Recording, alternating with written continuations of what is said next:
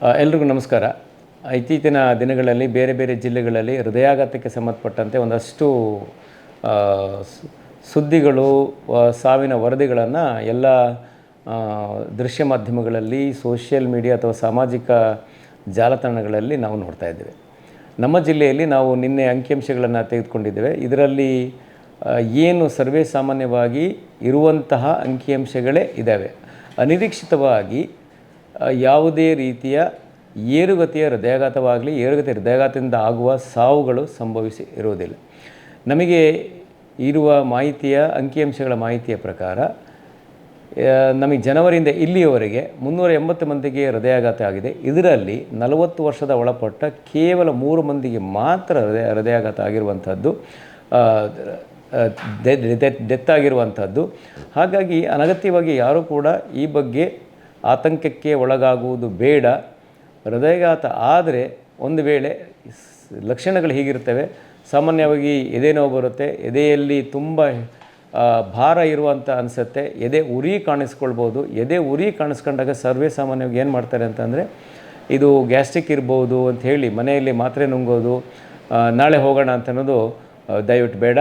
ಯಾರಿಗಾದರೂ ಎದೆ ನೋವು ಕಾಣಿಸ್ಕೊಂಡು, ಎದೆ ಉರಿ ಕಾಣಿಸ್ಕೊಂಡು, ಎಡ ತೋಳಿನಲ್ಲಿ ನೋವು, ಅದು ತೋಳು ಕೈಗಳವರೆಗೂ ನೋವು ಬರೋ ಅಂಥದ್ದು, ಎಡ ದವಡೆಯಲ್ಲಿ ನೋವು ಬರೋ ಅಂಥದ್ದು, ತುಂಬ ಬೆವರು ಬರೋದು, ವಿನಾಕಾರಣ ತುಂಬ ಬೆವರು ಬರೋ ಅಂಥದ್ದು, ತಲೆ ಸುತ್ತು ಬರೋದು, ಎದೆ ನೋವಿನ ಜೊತೆ ಇಷ್ಟೆಲ್ಲ ಲಕ್ಷಣಗಳಿದ್ದರೆ ಕೂಡಲೇ ಹತ್ತಿರದ ಪ್ರಾಥಮಿಕ ಆರೋಗ್ಯ ಕೇಂದ್ರಗಳಿಗೆ ಭೇಟಿ ಮಾಡಿ. ನಮ್ಮ ಜಿಲ್ಲೆಯಲ್ಲಿ ಎಲ್ಲ ಪ್ರಾಥಮಿಕ ಆರೋಗ್ಯ ಕೇಂದ್ರಗಳಲ್ಲಿ ECG ಯಂತ್ರ ಇದೆ.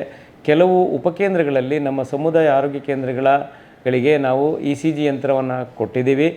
ಸಮುದಾಯ ಆರೋಗ್ಯ ಕೇಂದ್ರ ಅವರು ಸ್ಟಾಫ್ ನರ್ಸ್ ಅಥವಾ BSc ಮತ್ತು MSc ನರ್ಸಿಂಗ್ ಮಾಡಿರೋದ್ರಿಂದ ಅವರು ECG ಯಂತ್ರವನ್ನು ತೆಗೆಯೋದಕ್ಕೆ ಪರಿಣಿತಿಯನ್ನು ಹೊಂದಿರ್ತಾರೆ. ಅವರು ತೆಗೆದ ನಂತರ ವಾಟ್ಸಪ್ಪಲ್ಲಿ CAD ಅಂತ ಒಂದು ಗ್ರೂಪ್ ಇದೆ. ಅಲ್ಲಿ ನಮ್ಮ ಮಂಗಳೂರಿನ Padmanabha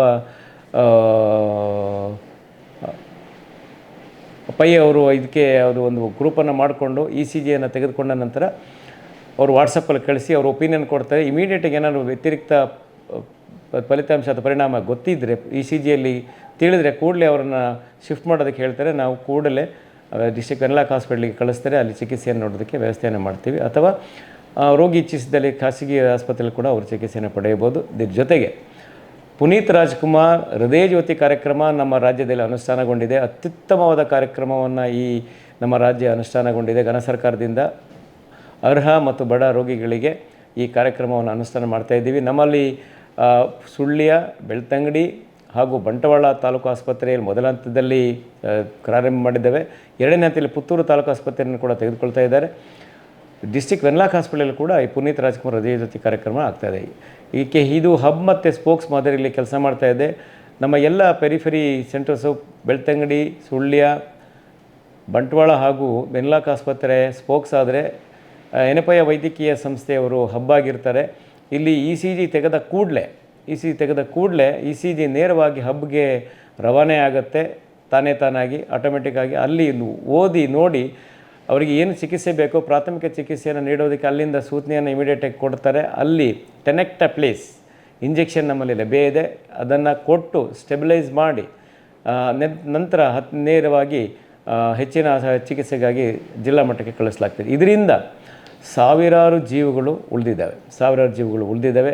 early detection and early treatment ಅಂದರೆ ಶೀಘ್ರ ಪತ್ತೆ, ಶೀಘ್ರ ಚಿಕಿತ್ಸೆ. ಇದರಿಂದ ನಮ್ಮ ಜಿಲ್ಲೆಯಲ್ಲಿ ಇದು ಅತ್ಯಂತ ಪರಿಣಾಮಕಾರಿಯಾಗಿ ಅನುಷ್ಠಾನ ಆಗ್ತಾ ಇರೋದ್ರಿಂದ ಸಾಕಷ್ಟು ಜೀವಗಳು ಉಳಿದಿದ್ದಾವೆ. ಕೊನೆಯದಾಗಿ ನಿಯಮಿತ ಆಹಾರ, ಸಮತೋಲಿತ ಆಹಾರ, ನಿಯಮಿತ ಮಿತ ವ್ಯಾಯಾಮ. ನಾನು ಮತ್ತೆ ಹೇಳ್ತೀನಿ, ಮಿತ ವ್ಯಾಯಾಮ ಮಾಡಿ. ಅತಿಯಾಗಿ ಯಾರು ವ್ಯಾಯಾಮಗಳನ್ನು ಮಾಡಬೇಡಿ. ಬಾಡಿ ಬಿಲ್ಡಿಂಗನ್ನು ಅತಿಯಾಗಿ ಮಾಡಬೇಡಿ. ಏಕೆಂದರೆ ಇದರಿಂದ ಆಗುವ ಅನುಕೂಲಕ್ಕಿಂತ ಅನಾನುಕೂಲವೇ ಜಾಸ್ತಿ. ಇಲ್ಲಿ ಭಾಳ ಪ್ರಮುಖವಾಗಿ ಯುವ ಜನರಲ್ಲಿ ನಾನು ಕೋರ್ಕೊಳ್ಳೋದೇನಪ್ಪ ಅಂತಂದರೆ, ಈ ಬಾಡಿ ಬಿಲ್ಡಿಂಗ್ ಸಂದರ್ಭದಲ್ಲಿ ಅನಗತ್ಯವಾಗಿ ಹೆಲ್ತ್ ಡ್ರಿಂಕ್ಸ್ ತಗೊಳ್ಳೋದು, ಕೀಟೋ ಡಯಟ್ ತಗೊಳ್ಳೋದು, ಪ್ರೋಟೀನ್ ಡಯಟ್ ತಗೊಳ್ಳೋದು, ಇವನ್ನೆಲ್ಲ ದಯವಿಟ್ಟು ತಜ್ಞರ ಸಲಹೆಯನ್ನು ಪಡೆಯದೆ ದಯವಿಟ್ಟು ಯಾರು ಅದನ್ನು ಬಳಸಬೇಡಿ. ಈ ಕೀಟೋ ಡಯೆಟ್ಟು ಅಥವಾ ಇನ್ನಿತರ ಈ ಪ್ರೋಟೀನ್ ಡಯೆಟನ್ನು ತೆಗೆದುಕೊಳ್ಳೋಕೆ ಹೋಗಿ ಅದರಿಂದ ಅನುಕೂಲ ಆಗೋದಕ್ಕಿಂತ ಅನಾಹುತಗಳಾಗೋ ಸಾಧ್ಯತೆಗಳೇ ಜಾಸ್ತಿ ಇದೆ. ಇದರಿಂದ ದಯವಿಟ್ಟು ತಾವು ಆಹಾರ ತಜ್ಞರು ನಮ್ಮ ಜಿಲ್ಲೆಯಲ್ಲಿ ಸಾಕಷ್ಟು ಜನ ಇದ್ದಾರೆ, ಅವರ ಸಲಹೆಯನ್ನು ಪಡೆದು ಇದನ್ನು ಬಳಸಿ. ನೆಕ್ಸ್ಟ್ ಒಂದು 5 ಎಸ್ಗಳನ್ನು ಹೇಳ್ತೀನಿ, ದಯವಿಟ್ಟು ಇದನ್ನು ಎಲ್ಲರೂ ಪಾಲಿಸಿದ್ರೆ ತುಂಬ ಉಪಯೋಗ ಆಗುತ್ತೆ ಅಂತ ಹೇಳಿ ನಾನು ಇಲ್ಲಿ ಹೇಳೋದಕ್ಕೆ ಇಷ್ಟಪಡ್ತೀನಿ. ಒಂದು ಎಸ್ ಸಾಲ್ಟ್. ಇದು ಸಾಲ್ಟ್ ಅಧಿಕ ರಕ್ತದ ಒತ್ತಡಕ್ಕೆ ಸಂಬಂಧಪಟ್ಟಂತಿರುತ್ತೆ. ರಕ್ತದ ಒತ್ತಡವನ್ನು ನಾವು ನಿಯಂತ್ರಿಸಿಕೊಂಡ್ರೆ ಹೃದಯ ಅಲ್ಲ, ಎಲ್ಲ ದೇಹದ ಪ್ರಮುಖ ಅಂಗಾಂಗಗಳನ್ನು ನಾವು ಸುರಕ್ಷಿತವಾಗಿ ಇಟ್ಕೊಳ್ಬೋದು. ಎರಡನೇ ಎಸ್ ಶುಗರ್, ಅಂದರೆ ಡಯಾಬಿಟಿಸ್ ಅಥವಾ ಮಧುಮೇಹ ಅಥವಾ ಸಕ್ಕರೆ ಕಾಯಿಲೆಯನ್ನು ನಾವು ಸರಿಯಾದ ರೀತಿ ನಿಯಂತ್ರಣದಲ್ಲಿ ಇಟ್ಕೊಳ್ಬೇಕು. ಇಲ್ಲದಿದ್ದರೆ ಇದು ಕೂಡ ಬಹಳ ಅನಾಹುತವನ್ನು ಮಾಡುತ್ತೆ. ಮೂರನೇ ಎಸ್ ಸೆಡೆಂಟ್ರಿ ಲೈಫ್ ಸ್ಟೈಲ್, ಅಂದರೆ ಎಲ್ಲೂ ದೈಹಿಕ ಚಟುವಟಿಕೆಗಳೇ ಇಲ್ಲದಂತೆ ಕೂತಲ್ಲೇ ಕೂತು ವಿನಾಕಾರಣ ಹೆಚ್ಚು ತಿನ್ನೋದ್ರಿಂದ ಅಥವಾ ಒಂದೇ ಕಡೆ ಕೂರೋದ್ರಿಂದ ದೈಹಿಕ ಚಟುವಟಿಕೆಗಳು ಇಲ್ಲದೇ ಇದ್ದರೆ ಇದರಿಂದ ಬೊಜ್ಜು ಹೆಚ್ಚಾಗಿ ಇದು ಕೊಲೆಸ್ಟ್ರಾಲ್ ಹೆಚ್ಚಾಗಿ ಹಾರ್ಟ್ ಅಟ್ಯಾಕ್ ಆಗೋ ಸಾಧ್ಯತೆ ಇರುತ್ತೆ. 4ನೇ ಎಸ್ ಸ್ಮೋಕಿಂಗ್, ಅಂದರೆ ತಂಬಾಕು ವಸ್ತುಗಳ ಉತ್ಪನ್ನಗಳ ಬಳಕೆ. ಈ ತಂಬಾಕಲ್ಲಿ ವಿವಿಧ ಬಗೆಯಲ್ಲಿ ಬಳಕೆಯಾಗುತ್ತೆ. ಇದರಲ್ಲಿ ಸಿಗರೇಟ್ ಆಗ್ಬೋದು, ಬೀಡಿ ಆಗ್ಬೋದು, ಹುಕ್ಕ ಆಗ್ಬೋದು, ಪಾನ್ಪರಾಗ್ ಆಗ್ಬೋದು, ಅಥವಾ ನಶ್ಯ ಆಗ್ಬೋದು, ಅಥವಾ ಕಡ್ಡಿ ಪುಡಿ ಆಗ್ಬೋದು. ಈ ಎಲ್ಲದರಿಂದ ತಂಬಾಕುನಿಂದ 4,000 ವಿಷಯುಕ್ತ ರಾಸಾಯನಿಕಗಳು ಇರ್ತವೆ. ಇದರಿಂದ ದೇಹಕ್ಕೆ ಅತ್ಯಂತ ಅಪಾಯಕಾರಿಯಾದ ಪರಿಣಾಮಗಳು ಉಂಟಾಗ್ತವೆ. ಹೃದಯಾಘಾತ ಕೂಡ ಒಂದು. ಕೊನೆಯದಾಗಿ ಸ್ಟ್ರೆಸ್ ಅಂದರೆ ಒತ್ತಡ. ಈಗ ಎಲ್ಲರಿಗೂ ಒತ್ತಡ ಇದೆ, ಪ್ರತಿಯೊಬ್ಬರಿಗೂ ಒತ್ತಡ. ಬದುಕಿನಲ್ಲೇ ನಾವು ಬದುಕ್ತಾ ಇದ್ದೀವಿ. ಒತ್ತಡವನ್ನು ಹೇಗೆ ನಿವಾರಿಸ್ಕೊಳ್ಬೇಕು, ಅದನ್ನು ಹೇಗೆ ನಾವು ವ್ಯವಸ್ಥಿತವಾಗಿ ಒತ್ತಡದಿಂದ ಆಚೆ ಬರಬೇಕು, ನಮ್ಮ ದೈನಂದಿನ ಜೀವನವನ್ನು ಹೇಗೆ ನಾವು ಒಂದು ಯೋಜಿತ ರೀತಿಯಲ್ಲಿ ನಾವು ಮುನ್ನಡೆಸ್ಕೊಂಡು ಹೋಗಬೇಕು ಅನ್ನೋದು ತಿಳ್ಕೊಂಡ್ರೆ ನಾವು ಈ ಹೃದಯಾಘಾತದಿಂದ ನಾವು ಪಾರಾಗ್ಬೋದು. ಒತ್ತಡ ಹೃದಯಾಘಾತಕ್ಕೆ ಅತ್ಯಂತ ಪ್ರಮುಖವಾದ ಕಾರಣ. ಹಾಗಾಗಿ ನಾನು ಕೊನೆಗೆ ಹೇಳ್ತಾ ಇದ್ದೀನಿ, ಎಲ್ರಿಗೂ ಶುಭವಾಗಲಿ. ನಮ್ಮ ಜಿಲ್ಲೆಯಲ್ಲಿ ಅನಗತ್ಯವಾಗಿ ಯಾರೂ ಕೂಡ ಹೃದಯಾಘಾತ ಆಗ್ತಾಯಿದೆ, ಡೆತ್ ಆಗ್ತಾಯಿದೆ ಅಂತ ತಾವು ಆತಂಕಕ್ಕೆ ಒಳಗಾಗೋದು ಬೇಡ. ನಾನು ಈಗಾಗಲೇ ಹೇಳಿದೆ, ಜಿಲ್ಲಾ ಹಂತದಿಂದ ಹಿಡಿದು ಹಳ್ಳಿಗಳಲ್ಲಿ ಕೂಡ ಉಪಕೇಂದ್ರಗಳ ಮಟ್ಟದವರೆಗೂ ನಾವು ECG ಯಂತ್ರವನ್ನು ಇಟ್ಟಿದ್ದೇವೆ. ನಮ್ಮ ಆರೋಗ್ಯ ಕಾರ್ಯಕರ್ತನ ವೈದ್ಯರನ್ನು ತಾವು ಸಲಹೆ ಪಡೆಯಿರಿ, ಅವರ ಸಲಹೆ ಪಡೆಯಿರಿ. ನಿಮ್ಮ ಆರೋಗ್ಯವನ್ನು ತಾವು ಕಾಪಾಡಿಕೊಳ್ಳಿ. ವದಂತಿಗಳಿಗೆ ಕಿವಿಗೊಡಬೇಡಿ, ವದಂತಿಗಳನ್ನು ಹರಡಬೇಡಿ. ಧನ್ಯವಾದಗಳು.